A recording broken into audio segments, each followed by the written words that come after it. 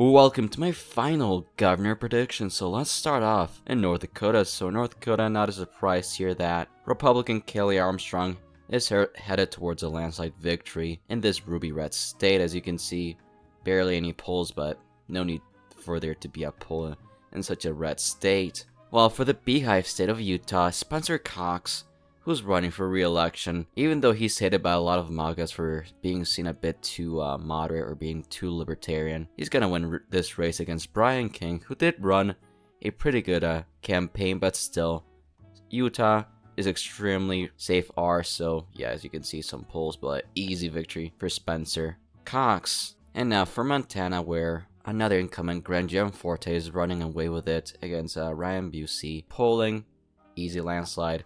And while we're here, we can just go to Missouri, since, you know, not an issue. Missouri is going to be a bit closer than Montana, with Mike against Crystal Quaid, but it's, I mean, like I said before, these races are in such partisan states that it's not going to be an issue. Surprisingly, our RCP says likely are. Activote, some polls, but yeah, easy safe R victory in both these states. And now for a more interesting race in West Virginia, Patrick Morrissey against Steve Williams. I was hoping Joe Manchin was gonna run for governor again, but last he didn't, and Morrissey's gonna win here pretty bigly against Williams. And for another safe state in Delaware, you got Matt Meyer against Mac Ramone, but as like I said, another partisan state, so that's why I'm speed running this. And let's just go to Vermont in just a second. Vermont, probably one of the really more interesting states, since, as you know, it is a heavy bite, I should say, heavy blue state. But the Republican governor, Phil Scott, who is one of the most, I would say, like, centrist Republicans throughout the nation, is going to easily defeat Esther Charleston in this election yet again, because, I mean, look at the polling. 56 against 28. Also, Phil Scott is one of the most popular governors in the nation with upwards of 70% approval ratings, which is insane for this modern era, so that's why he's gonna win here bigly. And just the past elections and Vermont governor race with Phil Scott show this. You don't even need like a prediction for those. And yeah, now we're into the big, most important races in this election that could maybe go both ways in 2024. So let's start off with Washington. In this race, you got Bob Ferguson, the Democrat, and Attorney General, who is trying to succeed the current governor, as you can see, who won here quite easily, Jane Ainsley. And you got Dave Reichert, who is a more centrist Republican, which is why this race is competitive in this election compared to previous ones. The polling, for example, in the past has shown this to be quite a competitive race, but unfortunately, let me check on 538 real quick. The last poll we got is from Activo, who's not that trustworthy, unfortunately. For me, I don't like pollsters that have bad graphics, because bad graphics make me feel like it's bad polling. That's just my hot take on it. So you got Ferguson by October, Northwest Progressive, a left-leaning poll. Ferguson.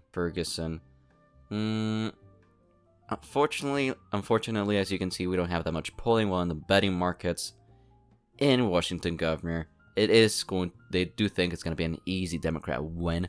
I still think it's not going to be a safety victory, but I expect Bob Ferguson to win here by 10 to 12%, barely just below the safe margin category, but who knows what's going to happen. I still think that due to Dave Reichert's moderate stances on his policies, that's going to help it, and that's why I think he outruns Trump by a lot. But still, it's Washington, so Democrat victory in Washington. And now let's go to Indiana. So Indiana, it is really, I think, one of the most interesting races, because you got a former Republican who is more like an anti-Trump running as a Democrat, and you also got a Libertarian who usually splits votes from the GOP. So you got Mike Braun, Senator, running for governor, because, you know, he doesn't like DC. Jennifer McCormick, former Republican, now running as a Democrat. Ronald Rainwater, which had a debate, and it was a good debate. I liked it. Not many people watched it, but you got right here all the pollsters saying it's going to be probably likely R.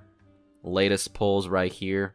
ActiVote, unfortunately, in this election, as you can see, a lot of pollsters are extremely scared of getting it wrong, so we've seen a huge drop in the polling industry in this election. And, we don't get that many polls, unfortunately. Governor, if it works, Indiana. Oh, is there 0 pollsters in here? Nice. So yeah, we only got these ones.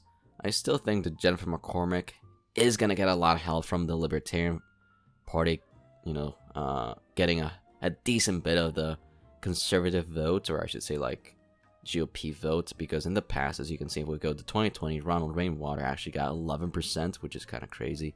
And yeah, he got 11%. I don't, who knows what's gonna be like. I still think Jennifer McCormick has ran a good campaign for a Democrat in Indiana, but still, I expect Mike Braun to win here by around 10 to 12%, just below the safe margin category, as I said.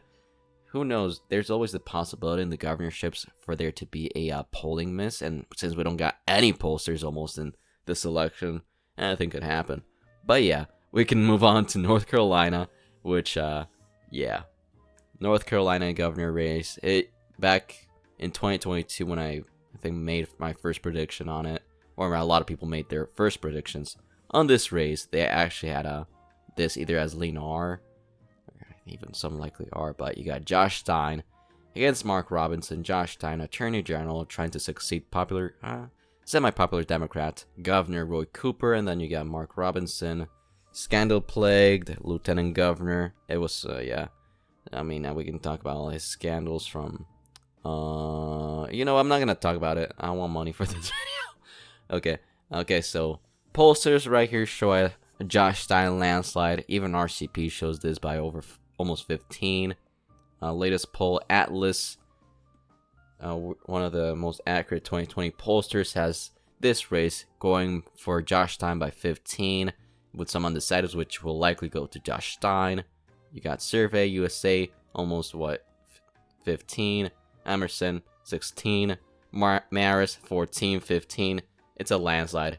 And if we go right here, I didn't show, I don't think, the one for Indiana governor race, unfortunately. But yeah, Indiana right here. That a Republican victory. Now for North Carolina, I wish they had their stuff quite better. But North Carolina, they think it's going to be a Democrat victory. And I agree with that margin. Mark Robinson, one of the most scandal-plagued politicians I've seen in years, to be honest, is on track to lose this toss-up race back in 2022.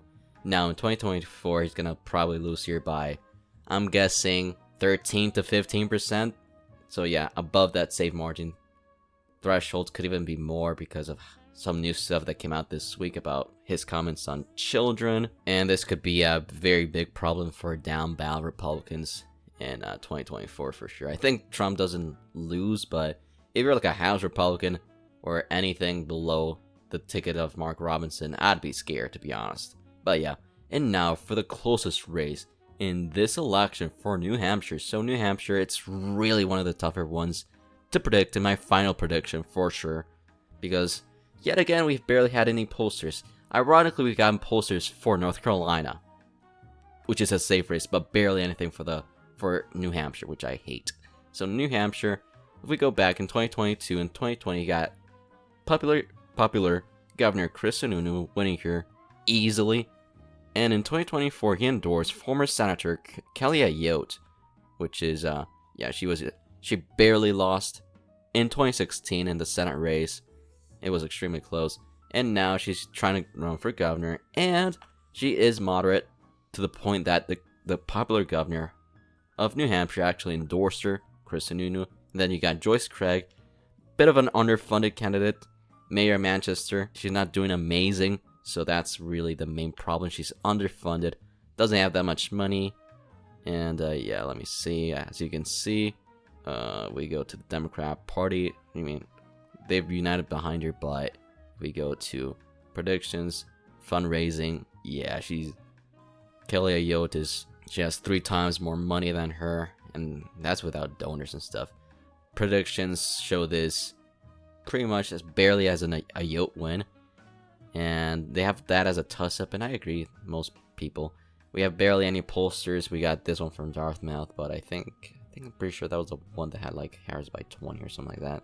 And then you got this one that almost looks like an ancient Greek name, Prakonis, or I don't know. That has Ayot by 4, then 4, then got Umis by 1. So it's a very close race, even with an underfunded candidate by the Democrats, which is interesting. And then polling market, betting markets shows this as almost a toss-up.